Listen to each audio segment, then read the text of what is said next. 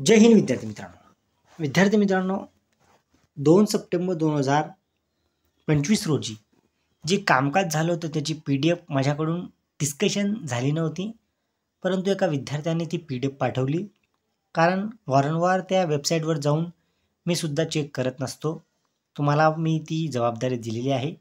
त्यापैकी एका विद्यार्थ्याने जी ही PDF पाठवली आणि त्याने सांगितलं की सर ही PDFमध्ये काय दिलं असेल किंवा काय संभाव्य होऊ शकतं ते तुम्ही थोडक्यात सांगण्याचा प्रयत्न करा, जेणेकरून 29/2/2025 जी नेक्स्ट डेट दिली गेली आहे त्या डेटपर्यंत आमचा जो निकालाचा मार्ग आहे तो व्यवस्थित होऊ शकतो का, सुरळीत भरती प्रक्रिया जी चालू शकते का, त्याबद्दल थोडं महत्त्वाचं जे असेल तुमच्याकडून ते तुम्ही सांगण्याचा प्रयत्न करा. तेच मी सांगण्याचा प्रयत्न करतो विद्यार्थी मित्रांनो. जर तुम्ही चॅनलवर नवीन असाल तर चॅनलला आवर्जून सबस्क्राईब करून घ्या, जेणेकरून तुम्हाला अशाच पद्धतीच्या अपडेट्स आहेत ते तुम्हाला वेळोवेळी मिळत जातील. बघा विद्यार्थी मित्रांनो, ज्या पद्धतीने पॅराग्राफ नंबर 5 मध्ये जे आहे चार्ट, जो मी तुम्हाला वारंवार सांगत आलेलो आहे की जे बॉम्बे हायकोर्ट असतं किंवा इतर कोणतेही कोर्ट असतील त्यांचं चार्टबोर्ड तयार होतं. त्यानंतर त्या चार्टबोर्डनुसार जे केसेस असतात ते सिरियल नंबरनुसार चालतात. त्यानंतर एखादी जर मेजर किंवा भरपूर महत्त्वाची जर अर्जंट केस असेल तिचा नंबर अगोदर लागतो. अशा पद्धतीने जे आहे ते कोर्ट कामकाज चालू असतं.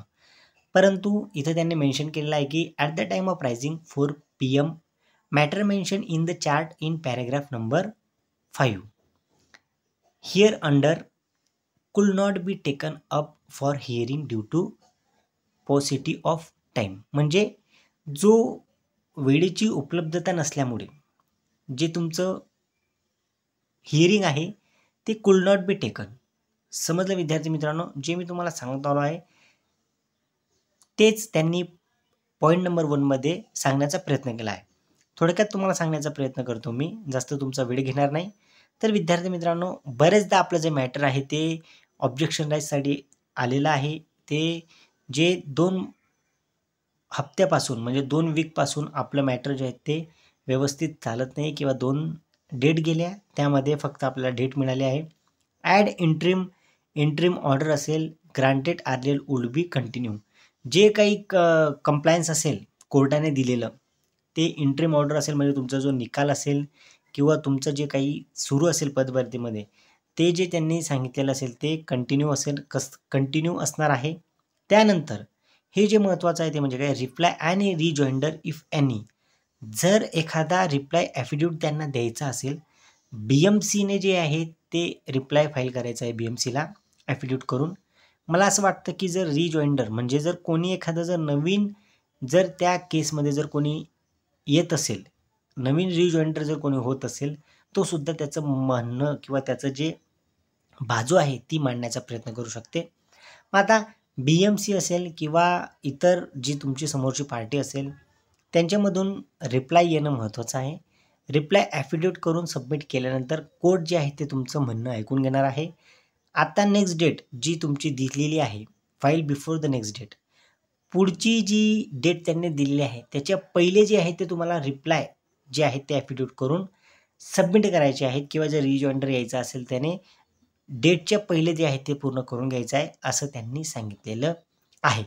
आणि non supply of spare copies the petitioner shall be supply spare copies of issuance of notice within 40 days, failing which the matter in which copies are not supplied will stand dismissed as against the unserved responder on the 15th day. If copies are supplied, office to issue notice to unserved responded returnable after 4 weeks. विद्यार्थी मित्रांनो, हे जे 6 नंबरचा जो clause आहे तो अत्यंत महत्त्वाचा आहे.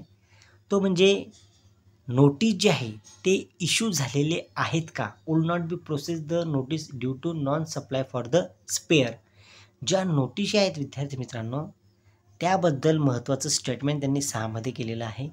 म्हणजे याचा अर्थ विद्यार्थी मित्रांनो थोडक्यात तुम्हाला सांगायचं म्हटलं तर जी डेट तुम्हाला 29 सप्टेंबर 2025 दिलेली गेलेली आहे त्यामध्ये कोर्ट ही डेट येण्या अगोदर जे आहे ते तुम्ही करून ठेवा.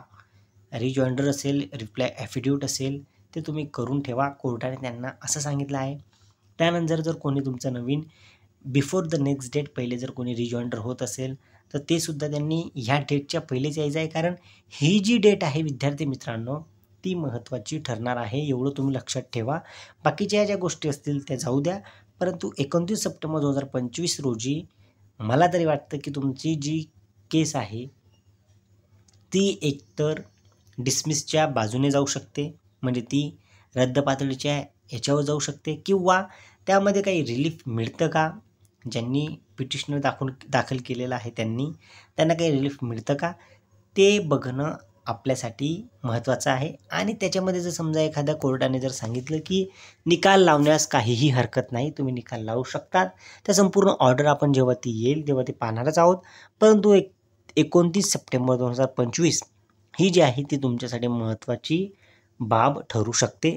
तुम्हाला जर ही PDF वाचायची असेल तर आपल्या टेलिग्राम चॅनलवर उपलब्ध होऊन जाईल. तुम्ही ती वाचू शकता. तुमच्या पद्धतीने जितकं समजण्याचा तुमचा प्रयत्न असेल तितकं समजून घ्या. त्यामध्ये कुठल्याही प्रकारची अडचण तुम्हाला येणार नाही. आता मी तुमची रजा घेतो विद्यार्थी मित्रांनो. जर काही अडचण आली तर नक्की मला कमेंट बॉक्समध्ये सांगा किंवा कमेंट करून मला विचारा. मी ते तुम्हाला सांगण्याचा प्रयत्न करेल. आता मी तुम्हाला जे आहे ते म्हणजे 29 सप्टेंबर 2025 जी नेक्स्ट डेट दिली गेली आहे त्या दिवशीच आपण किंवा तो दिवस झाल्यानंतर 2-3 दिवसात ऑर्डर असेल किंवा PDF असेल ती अपलोड होते, तेव्हा आपण डिस्कशन नक्कीच करणार आहोत. चला विद्यार्थ्यांनो, मी आता तुमची रजा घेतो. जर तुम्ही चॅनलवर नवीन असाल तर चॅनलला आवर्जून सबस्क्राईब करून घ्या.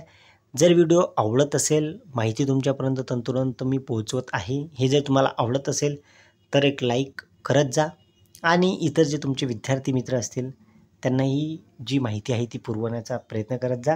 चला विद्यार्थ्यांनो, मी आता तुमची रजा घेतो.